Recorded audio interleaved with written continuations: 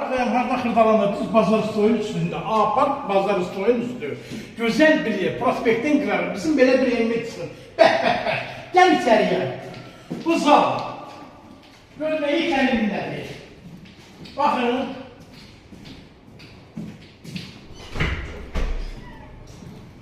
Balkona bak. Kameramasızladır, çeker. Bakın. Görürsünüz. Bakın oldu içeriye.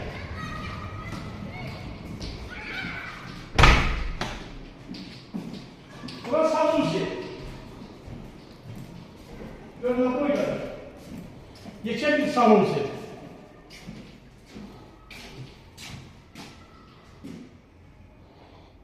Bırak bu kına. Hudmani her bir şeyde var. Viskası her bir şey var. Bura ikinci otak.